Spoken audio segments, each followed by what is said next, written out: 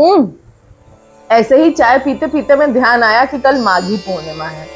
और माघी पूर्णिमा जब हम छोटे थे तो कानपुर में मेरी इतनी सुंदर यादें जुड़ी हैं इससे कि हम आपको क्या बताएं, क्योंकि ये त्योहार श्री हरि से जुड़ा हुआ है। माघ के महीने में जप तप और ध्यान का विशेष महत्व भी है। शास्त्रों के आधार पर यह कहा जाता है कि माघी पूर्णिमा का जो स्वामी है वो चंद्रदेव हैं और इस दिन सूर्य और चंद्रमा एक दूसरे के आमने सामने होते हैं।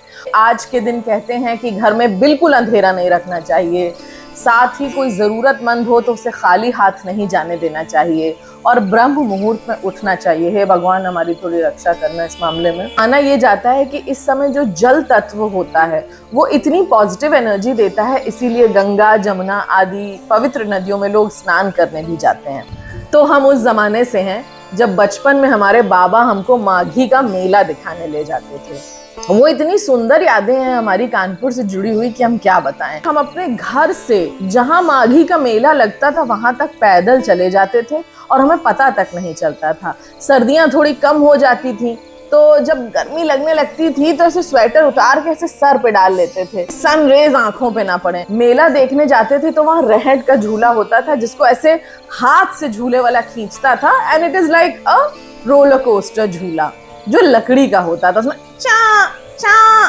चा ऐसे आवाज करता था। उस समय इतनी छोटी प्लास्टिक की डिब्बी होती थी नीले रंग की और उनपे अक्सर हरे रंग का ढक्कन होता था। साथ ही एक गोला तार वाला मिलता था, उसमें डुबो के साबुन वाले बुलबुले बनते थे।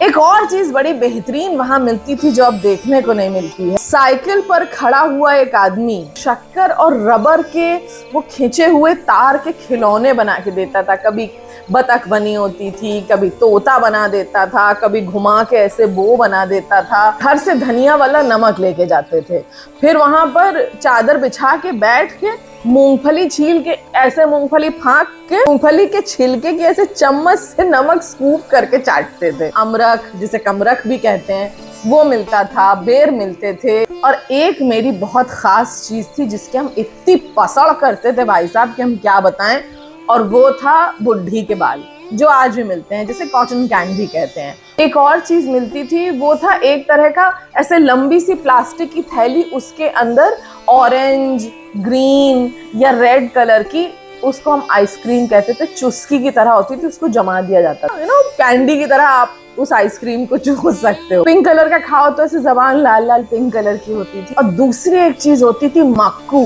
मक्कू बहुत मजा आता था खाने में, जबकि डांटे जाते थे कि तब ठंड है। और मक्कू जब वो ऐसे बर्फ